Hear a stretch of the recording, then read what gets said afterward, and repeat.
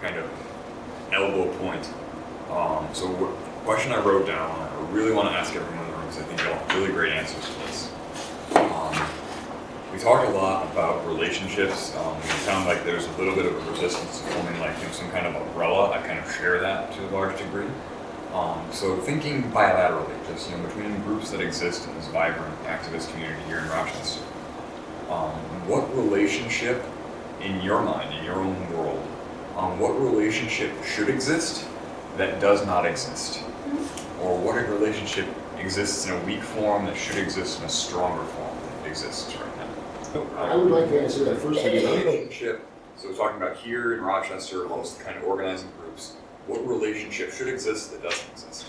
I wish I could have a relationship with saying things that didn't come out so offensive to people that don't quite agree with me. I'm so freaking adamant and so desperate and frustrated with the world that I come on pretty strong.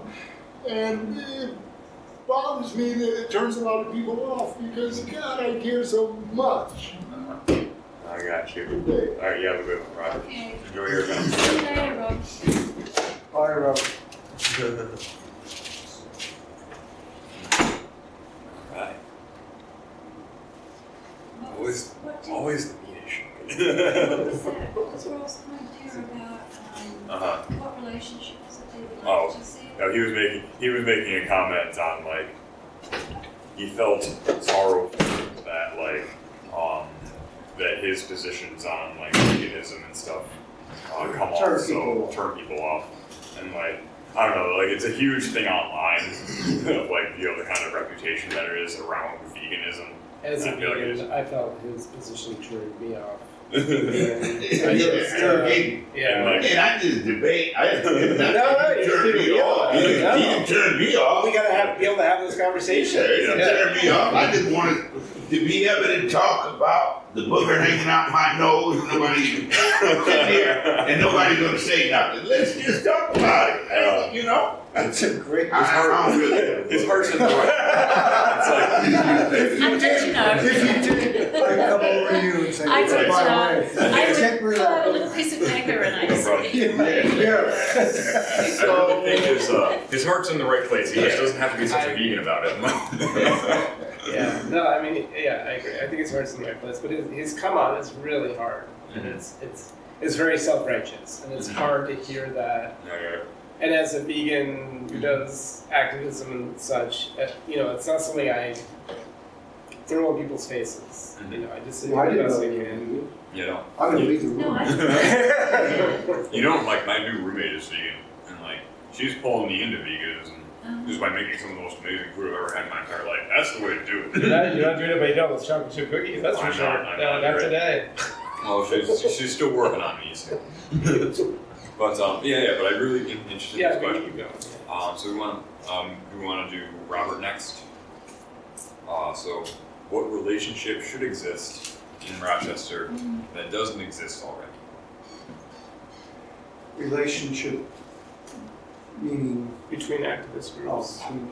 better coordination. I, personally, this is a personal, I get too much damn junk coming in email, and I just saw the email somewhere in here from Lisa. Where is it? Yeah, it's pretty frustrating. That's for sure. I saw this one yesterday. What's that? Not Rocky. There's someone started about 3 years ago to coordinate events and activities. The peace list or the? With the thing on University Avenue? Rochester Acts, or just I guess the relationship is more Lisa Jackson. coordination, and I don't know if a coalition is necessary to create that. I don't know what the answer is. Just better coordination. Again, thinking that we're all part of this army, this movement. You could call it a movement. The movement needs an army. It doesn't necessarily need a hierarchical commander-in-chief and military structure in that way. There's got to be better coordination. I communication, coordination. Yeah, I think people need to, in Rochester, be willing to pass the torch. God, people are just trying to take Hang it to on. the grave. And so as a result, we're making no connection with young folks. Nobody's passing it on to young folks. Young folks has got their energy and everything. And then we're pretending like we ain't getting old. And we're just holding on to this. And we have to admit, we seriously, man, some people gotta let go. Because they're doing damage. You ain't but just holding on to something, you're blocking. You blocking. You may have done some good, there's some people in this community that done some phenomenal stuff in the 60s. He was saying about he was a hippie back in the 60s. They did some phenomenal stuff in the 60s. David, Gant, they did some good stuff in the 70s. Man, we in 2000. 20. Yeah, we in 20,000. Come on, man. That shit. Back in the 20s. Yeah. Let that go. It wasn't. Let go of the torch. It was encouraging that the rally on Wednesday, was it? The rally was organized by you. They initiated that. Yeah. And there was a pretty wide age spectrum Yeah, there. And I think that's the other thing too, is that the young people are not necessarily joining the existing institutions, they're just creating their own institutions. You know what I mean? Like Be an most example of that. Facebook groups, online groups, like, you know what I mean? Snapchat. Yeah, like I'm part of a group of 400 young people that literally all we talk about is like issues here in Rochester. You know what I mean? But they don't want to meet in real space, they just They want to don't? meet like online. Why is that? But are they effective? They get What money. what are They they do that. doing? We Is it try to- just chat? It's a community. It's That's an frustrating advocate for young to me. people. Yeah. Doesn't have It's events just right chat, here. right? And yeah, there's gonna be some stuff, but we didn't get, it wasn't just the things that happened, it was the community as a whole. I can talk to you about that like a little more too. Just demonized them and demonized us for trying to support them. They had us all up under investigation, interrogation, and everything, going to goddamn police stations to get interrogated, basically because we was advocating for the young people, man. And, it's ridiculous. Gotcha. So But more. we had to back up, or this place wouldn't even be open. Yeah. They're about to shut us And down. honestly, They meaning The city. Yeah. Squirrel. Yeah. The And like- squirrel is going to be shut down. for being subversive. Advocating for the youth. Yeah, we had let them come in and use the space. They had a couple incidents. There's incidents all over this city. They don't try to make people Right. shut down.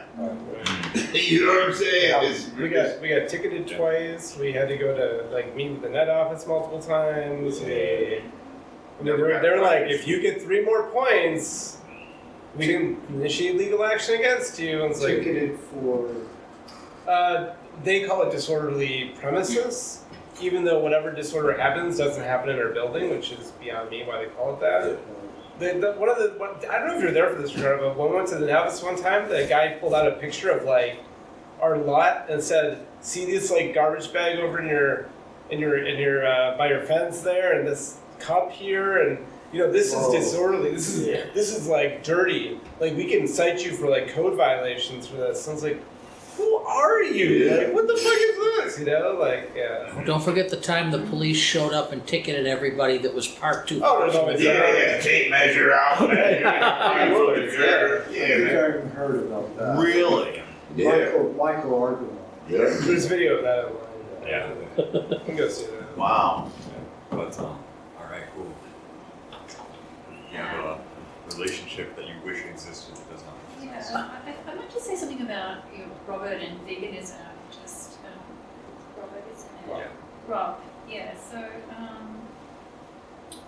I kind of just really feel Rob's frustration, and for him, veganism is everything and something that we could all be doing really, really easily that would have a huge impact on the climate. You know, we know that greenhouse gases are, cows are really huge, and there are a lot of people out there talking in the paper about just in the press in general, eco-socialists said if we all just gave up one meal of meat a week, it's not about even becoming vegan or vegetarian, it's about just saying no to meet once or twice a week and could make a really big difference. So I just want to kind of acknowledge that I'm kind of really feeling his pain right now and his frustration at, you know, he talked a lot when he was here about climate change and we're imploding, and we've reached this turning point, and I think that that's where that kind of outburst was coming from, was, you know, fuck, the planet's blowing up, we're losing it, we've passed the point of no return, and for him, veganism is one thing we could all be doing. So I'm kind of really feeling his pain and frustration about that. But in terms of relationships, I like Rob's idea, Bobby's about better communication and coordination. But at the same time, to what end? I mean, even if we were all communicating, what do you mean? Do you mean for boots on the ground at the climate change demonstration that we were at the other day, or do you mean because there's that argument that just more demonstrations and people turning up en masse doesn't really lead to systemic change either. So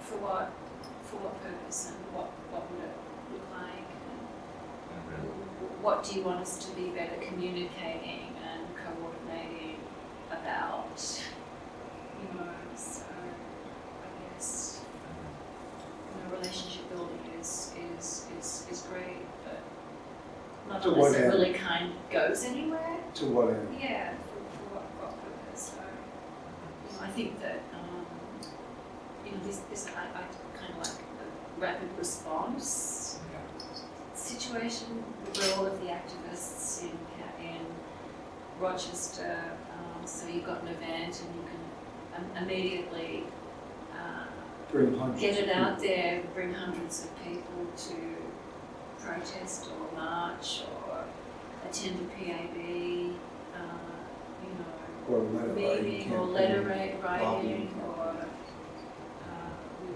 would be great. So that's the kind of like, yeah, I see that relationship and coordination amongst all of the groups as something maybe missing. That could be, I would could be second that. better. Yeah, Yeah, like more activity-based groups. right. I mean, I feel like, you know, a lot of times we go out. I mean, that's a huge amount of work there, data entry, just to be sure that everybody's email lists are connected and coordinated, I think. That would be one heck of an event, and I think that would have a disproportionate impact, I mean, for the amount of time spent. Right. You know what I mean? Having Yeah. just a, you know, contact. Maybe it's easier to do than Synchronization. having somebody actually put all of that stuff in. Maybe there's something you could do on a computer that would merge them all. So, Yeah. you know, I You mean, know, it's it is a frustrating rapid- to me that I There's a didn't group know. called Rapid Rapid response. Yeah, I'm actually a rapid response person. I've been to their training, and but So how do they? they're not in the DSA loop, right? For example, Yeah. we don't get rapid. You actually have to be a friend of theirs on Facebook to get their rapid response alerts to, you know, police showing up at a Eviction, illegal immigrant's or house and eviction. wanting to take them off, or you know, that kind of Greyhound bus when they have people turn up to ask you for your passport and so forth. So, I mean, there does seem to be a gap there.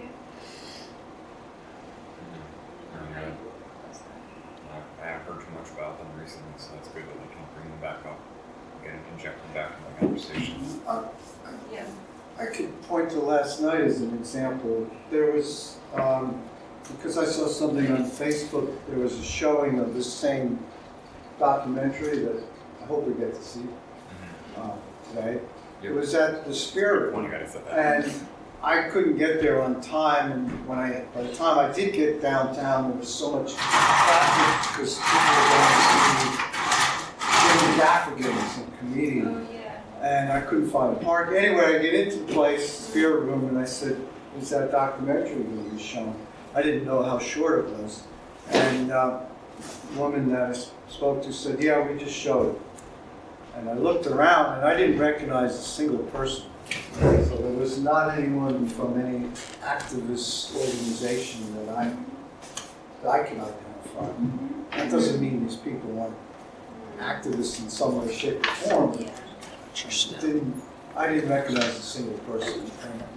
There was no conversation, because they said there'll be a conversation following. It wasn't a structured conversation that I could sense. I walked in, missed the movie, used the bathroom, just kind of eavesdropped a little bit, and people were just having private conversations. So there was no organizing around it. I had no idea how people were impacted, if any way, shape, or form. So in that sense, I didn't know what the point of that showing was. And if there was a way to make things more impactful than that result, that's what I'm about. I don't have an answer, Yeah. unfortunately. Wish I did, but I don't. And even money, I often fantasize, if I won Mega Millions, what organizations am I going to contribute to? Well, what would Flying Squirrel do with $50,000? Oh, we could do a Fix lot. it, yeah. We could do a lot, sure. We could do the interior. Yeah, I mean, I would love to be able to do that. Pay off the roof. We could maybe get an elevator. Yeah. We could at least do a chairlift. Yeah. So 100,000. Yeah, there you go. Now we're talking. All right. If you ever want to donate 100,000, we'll take it. So who's next? Go for it. Me? There you go. Well, in terms of relationships, I mean, I gotta say, I do feel for Bob, just because of the way he left. Yeah. He's such an invested person, and to feel so frustrated, but like rejected upon leaving after. This meeting took a long time for him to leave after that, feeling that way. I feel bad for him. Yeah. But in terms of just relationships, I think Ricardo hit the nail on the head when he talked about intersectionality. The word. In other words, when it comes to relationships, it's huge for me. I started in the climate justice movement, and I realized that, because it was predominantly white, and that was my experience, that there's a reason for this. And so what I ended up doing is and I remember at one time and I've shared this story with some people before, I went to this climate issue, People's Climate March in New York City. And Naomi Klein said, show up for each other's events. Do some reciprocity. Don't expect other people to show up to yours.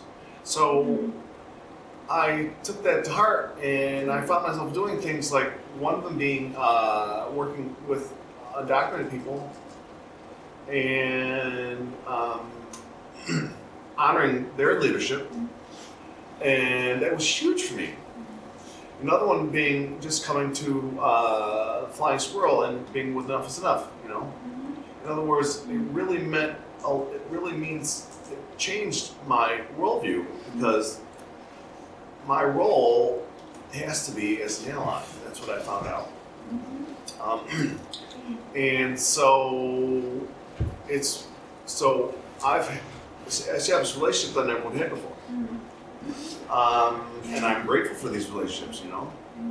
So, but in terms of how that connects to the question, Rochester People's Climate Coalition has been kind of like the overarching group, kind of the umbrella model for against climate change. And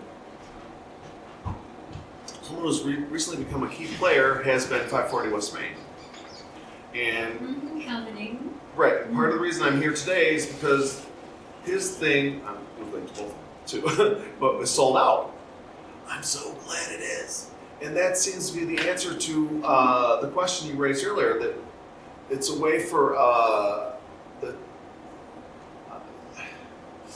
how do you put it, two groups to come together? In other words, there needs to be a relationship, and the person who's all about relationships and having the bear fruit, I think, is Calvin Eaton. So, and I have so much respect for him. So I'm thrilled that that happened today, that it was sold out, but that he also said, well, you just have to go to the next one. He's going to have another one. Woo! What was the event? Environmental justice. It's, and I can't remember the exact terminology for it. It was essentially an intersectional approach. How many people did you sold out? 20? I don't remember how many people. I think if he was holding it at West Main Street, it'd be really small. But I they think do, there's but they do only things about at the Frederick 10 Douglass building people too. that can fit it. So I don't know. Right. So Glad it was sold out. yeah, and so I was right He there was for at months. that event too. Pardon? He was at that event. I've been to a few climate events. Don't get it twisted. I don't support the events and none of that. But we gotta be able to critique stuff. And one thing ain't no more important than the other. I experience racism 24 hours a day, not once every day. Right. 24. As soon as I step out, it's you just have no idea how it is for a person to look like me. I experience it all the time. But I don't try to make that be more important than other serious issues. But I ain't gonna take no back burner either. Right. But it don't have to be. We can have a discussion. And you can tell me if I'm maybe pressing my issue, trying to make my issue more important than your issue. The only way a relationship involves communicating. Exactly. And sometimes complicated. Yeah. So Yeah. you mentioned the metaphor of war before, and I prefer the notion military. But I prefer the notion of family, because everything I do,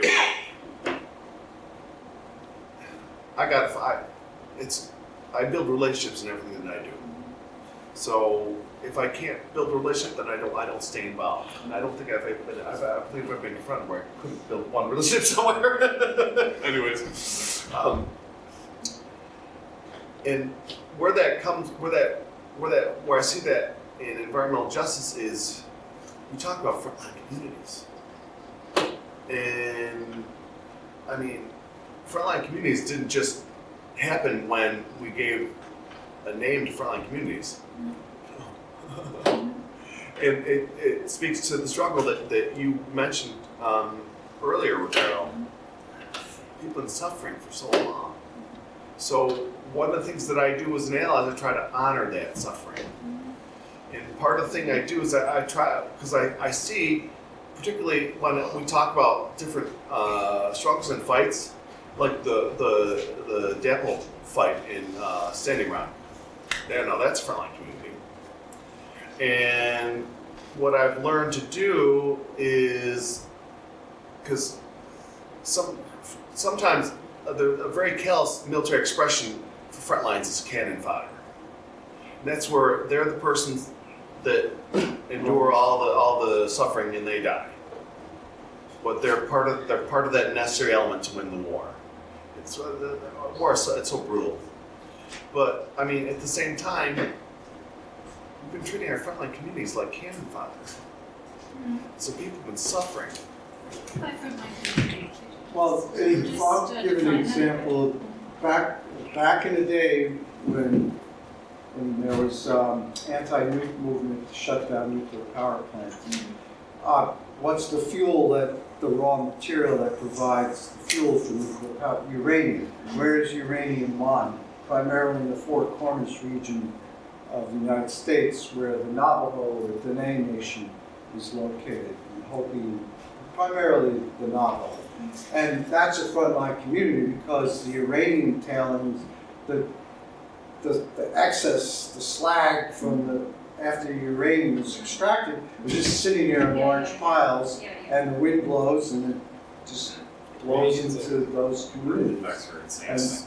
And in coal burning plants, although there's conflict within the Navajo Nation because a lot of the money that they receive in jobs are from coal burning plants. So that's a front line. But in essence, it's people that feel the most direct effects the most immediately. Right. Or garbage burning plants. And so what ends up happening is, RCSD students. what ends up happening is, Our families. society likes to focus our attention and our efforts on a particular thing. This greater society, supposedly. But the notion is that there's people that are being pushed to the margins. And people being pushed to the margins are the frontline communities. And so, and where this really hits home is, when you write a paper in college, your paper is what's most important is the stuff that you write. What's on the margins is just a little bit of paper. That little bit of paper pages are full of people who've been marginalized. That's what it means. So what I like about it is the margins are we're starting to see there's a margin there, and that people on those margins are very important. But more than that, for me, it's been that I need to honor their leadership. And so that's been a primary focus of mine as an ally is to seek out that leadership and follow it. And I really think that a lot of what Ricardo said today is going to be echoed in environmental justice with Calvin Eaton, and I would like to see that wisdom, a relationship between what Calvin Eaton can bring to the table with Roger People's Climate Coalition. Right. And again, I talk about, not an army, but a family. And so that means, I form relationships with people and I like people, I want to be part of that family. And so I think one of the ways to heal the division that happens is for people who benefited from privilege to be humbled. And I don't mean that someone humbles them and they leave injured and scared and frustrated. That's not my intention. But to come into a relationship with a position that I'm going to honor your position because I'm from historically privileged society and I don't want that privilege to continue. That's standing right. And so this is New York plus Canada. yes, this is British Columbia. This is what's selected now. So Can I just respond to that? Yesterday we had a Christmas at this meeting, and I think a lot of what we're talking about there in terms of the margins and how important it is to bring the margins into the centre came up yesterday in our meeting. We were so the whole reproductive justice model was developed by women of colour as a critique of a movement that was largely run by white women who focused on the concerns of white women in that movement and didn't realise the way that women's reproductive choices were not only had a lot to do with race as well. So they brought an intersectional framework to it and broadened it to include gender and race and then class and lots of different things involved there. But one point that came up in terms of the margins was that white supremacy is visible in all of our movements, and that within the reproductive rights movement, we have to bring black women and trans women into leadership in our movements in a way that's not tokenistic. And I think that's a really big challenge moving forward.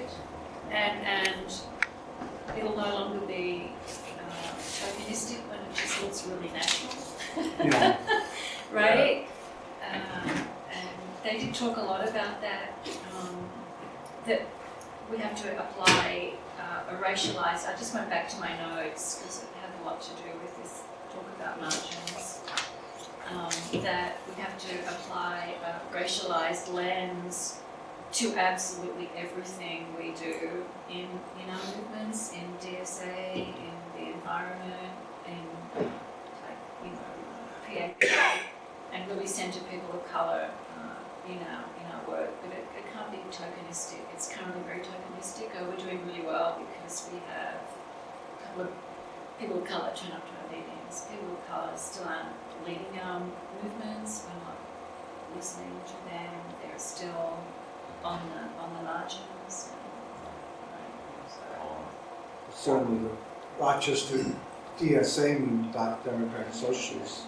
Why How do we get rid of the there's whiteness? no, I haven't seen a single. Yes, it's It's a Democratic. nation. So, what is, I haven't, I really go to a lot of stuff, and so when I ask you this, I'm asking really out because I don't know. I'm not trying to be offensive or not accept what you say, but this is not like the ISO. Okay. No, that's right. Okay. Yeah, it's not like a Trotskyist. It's a big tent. It's a big tent organization. So pretty much every left tendency is represented within the DSA. It has no like distinct ideology really outside of like the nonviolent, and they don't support what's called democratic centralism, which is the idea that there's like a central committee that makes decisions that are binding on all members. So like every individual DSA chapter is semi-autonomous. But that's pretty much like all there is to it. Like so I'm in the DSA, but I'm in the Libertarian Socialist Caucus, and then we have lots of different like little working groups within it. So we have the Eco-Socialist Working Group and the Socialist Feminist Working Group that Linda is a part of, and then down there we also did a lot of work with like the PAB. So it's kind of just like What he was talking about, the umbrella he was talking about. it's like an umbrella, yeah. and Bernie Sanders, I think, is identified as a Democratic Socialist. He runs as a Democrat. Yeah. And when he's in the Senate, he identifies as an independent. And Alexandria Cortez was recruited by the Sanders campaign as one of many possible, I don't know if And lobbies. endorsed. What do you by have the me? Democratic Socialists. What do you have me? When we Where? have Where? every first Tuesday of the month The downtown in the Unitarian, Unitarian Church on across from Washington Clinton. Square. Yeah. Oh, okay. What do you have to say, Ted? Just two things. I think there needs to be more of a relationship between our visions and steps to getting to our visions. I think that when I hear people talk about climate change, it is such an overwhelming abstraction. I mean, I'm a vegan, that's sort of one of the things I do, I guess, but I still drive a car, I still have a child, I still, consume things, still live in a capitalist society. But like with the PAB, it's like, it's not a panacea, it's not going to solve all problems of police force, use of force, etc. But it opens more possibilities, and it's a step. It's a step toward abolitionism, for instance, but it's not an abolitionist project per se, right? So like, identifying where you want to go, I think is really important, but then identifying intermediary steps to get there that are practical, that people can do on the way toward that bigger vision is really important, and I think relationships are important, but relationships alone lose the vision piece. They lose the piece to tell you direction you're going to go with that relationship. You were asking before, like, to what end are we meeting and communicating, right? Like, what's our bigger goal? Like, let's have like a state of the state or a state of the city talk with activists or a symposium or something. Let's have people come up and talk about what they want to see in the city. from an activist perspective rather than from, the mayor's perspective. I think when it comes to climate change, like, you can talk about, we're not, like, as Rochester, we're not going to fix climate change by ourselves. That's a worldwide effort that we can be a part of. But within the scope of Rochester, well, What can we do? can make Rochester a more insulated space from the effects of climate change. We can decarbonize our grid. We can do things to make us a less carbon intensive area. Like You know what I mean? Because Planting gardens on roofs. Yeah. I mean, the silver, like, if you can talk about a silver lining of climate change, it's the fact that the things that you do to prepare for it are the things that you do that diminish the full problem. I mean, when you decarbonize, not only are you reducing the problem of carbon, but eventually, like, we're gonna have to decarbonize the hard way, and the more decarbonized we are, to start off with, the easier that's gonna be. Well, the other thing is if you have a model in place, it becomes something for other people to look at. Then they get inspired to do that in their own time. Exactly. So it's like, if you focus on the ground you're standing on, you can not only, improve your situation, but you can provide a model. It's too late now. The great opportunity to have put more solar panels on buildings was all these apartment buildings that are going up in what used to be the what's it called? They got ripped up. Oh, the interlude. The interlude. All those buildings that are going up in it. Well, I mean, here's the thing. I don't think there's any. You could totally, you get enough people banging on city council's door, they could pass a referendum or something, or pass a law. New development. Forces new and old to put solar on their roofs. I mean, the city could make a priority to make all municipal buildings solar powered. Yeah.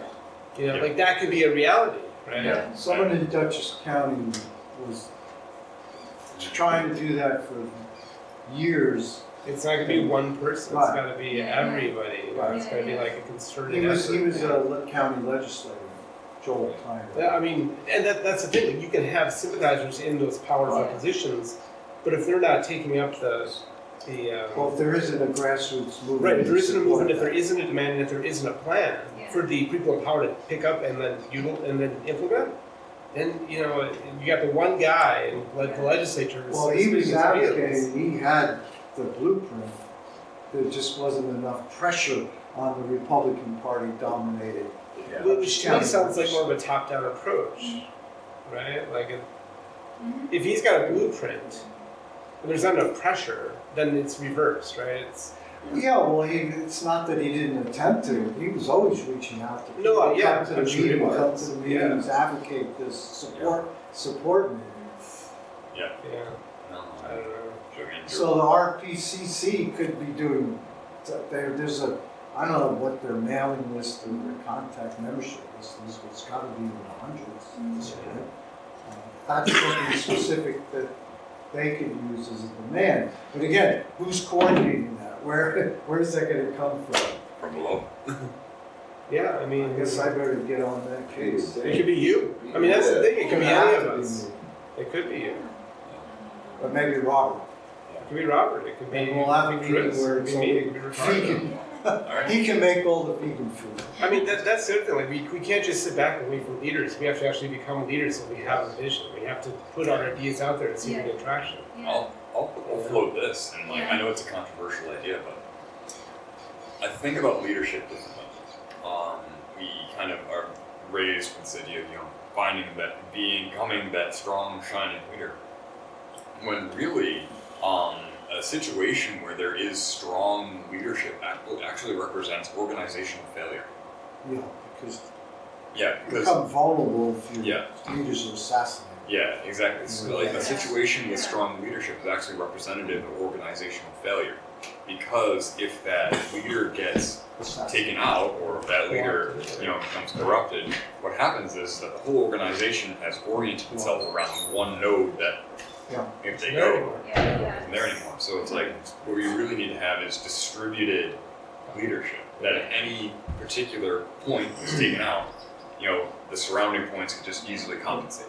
You know what I'm saying?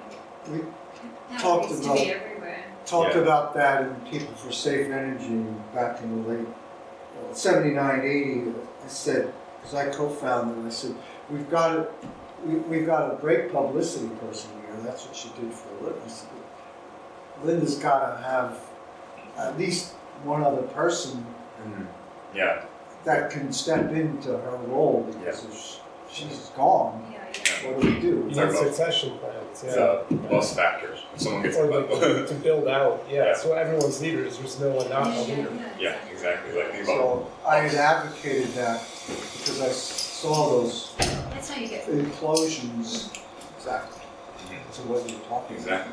All right. That's So I how want you to. get people to involve themselves in movement and. They make it because- theirs. Because they Yeah, make it theirs yeah. and they have a contribution and they Right. can make They a got change, skin in the right? game. It's not just one person. Exactly. That's All the right. skin in the game. I think that's a fantastic kind of crescendo Yeah. to put it off. I want to just go around the circle one more time and just take like one thing that you got from this, and something that you're going to take into the new year. So start with Ted. Oh, jeez.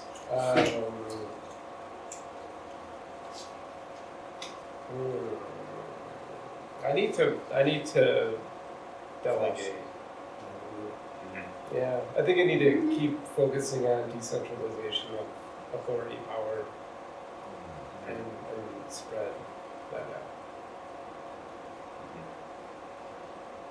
Well, Okay. Going counterclockwise. So I don't know. I'm just gonna do what I'm doing. that's good enough. Honestly. A friend of mine whose house I'm living in said, Bobby, I feel like he said this not as a criticism, it was, he said, I feel like you're spreading yourself too thin. It might be helpful to focus on one issue.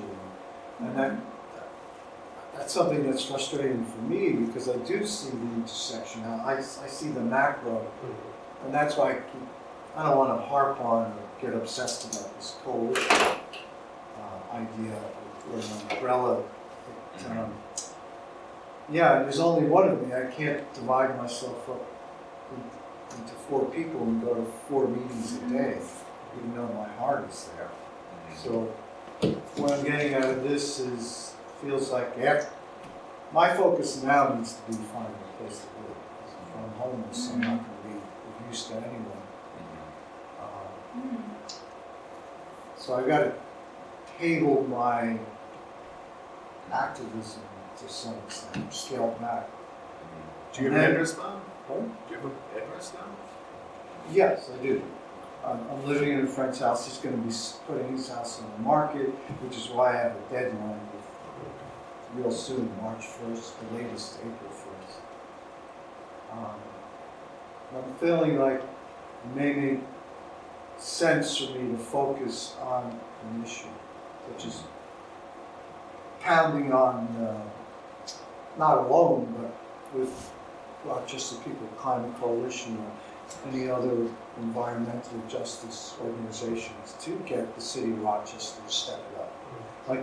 And a successful example is the PAB, which after 40, 50 years, in the last 3 years, really got it together, made it happen. But it certainly wasn't one person. Al, you got anything to share? I think we got to have better communication and coordination between the groups, and especially between the old and the young groups. It was looking like we were going to have to put Rochester Against War back together. Hopefully that's not as urgent as it was a week ago right now, but just thinking with all this talk about the climate, and well, I'll go vegan and I'll ride my bike, and we're forgetting what the biggest contributor to greenhouse gases is, and that is the United States military. And the last thing we need is another useless war that's going to go on forever. I think we just got to get the people together. And I wasn't able to impress or to attend the rally on Thursday because I had the flu, but I was impressed with the number of people that showed up, and we need to get this together and, you know, put up a united front. Absolutely. When I got out of this, I realized I have a lot on my plate. And so what I need to do is get a bigger plate. You said that to me. I asked you about running for the. Yeah, so you can come to the exam. Yeah. Just a few more hours in the day, right? Just a few more hours. A vegan press. That you didn't mention that for your 2019 thing, the fact you got on board. I'm impressed. Actually, I think you missed it. I think you did mention it. Yes, I think you didn't. You Well, did. when we went around for the 2019 thing. Impactful things 2019. I'm sorry. Thank you. I think you did say it. Carlo, you did mention the impact was you getting elected to. It was really inspirational for a lot of people in the community that didn't believe in redemption and nothing. Because it's just a reason why you don't just go past. At least give the homeless person a smile. Yeah, there's some people who won't even give them a smile. You know what I'm saying? They ain't talking about give them a nickel. You won't even give them a smile. I was on a thing in San Francisco on a trolley or train, whatever you call it, and that's what the homeless person does. He said, God, I come on here every day, and y'all just be looking at me and mean, grilling me, and I don't even be paying them. Give me a smile. That's what, and I never forgot. I never forgot that from that guy. You know, Yeah, one guy was just like, I'm not here to ask you for your money. If you got any spare weed, that'd be awesome. Did you see the guy by Kodak with the sign? The guy had his hand on the sign and needed some weed. He was standing right there on State Street with his sign. That's hilarious. So I'm sure it was a college product, a project. Oh, for yeah, college. see what would happen. But, yeah, but Maybe I would try that. So much weed we can get, yeah. I won't do that anywhere near Yeah, squirrels, so you don't get them. Just, I'd be willing to help build a rapid response activist kind of a network thing, so that we can all be, mobilized and kind of ensure maximum turnout. And I think people power is often underestimated, and I think masses of people getting together can do a lot of stuff. I'm really inspired at the moment by what's happening in Hong Kong, France, India, Right. and Linda, you said that you're part of the rapid response. You're on the. So can that be expanded upon, or is it self-limiting? well, I don't understand why it's not working. That's the rapid response. Was that specifically around a particular? Was that around a specific Yes, issue? specifically around illegal immigration. immigration. Okay, Yeah. that's what I thought. Oh, like, They've been stopping people. Yeah, Border Patrol. Yeah. Okay, Who's so my doing that right name's now? in a system, and Yeah, I like to- you're in My it. wife. Did you Me and do my the wife. training there? my wife.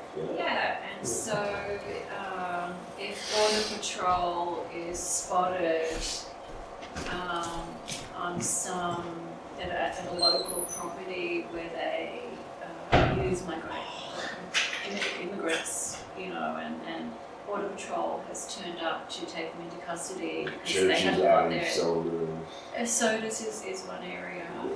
Then people have been trained to, they're in a Respond. system, and you get an alert, and a bunch of people can go and show up, and there's somebody there who can take a recording to shame Border Patrol in the The media. special There's somebody bus else that there comes who up can on your avenue, make a, they call it the Chinese bus, that's what Yeah. they call it. But ICE, that's what they call it, and ICE shows up there and goes, Jumps on the bus, right? yeah, so, Yes, yeah. they do.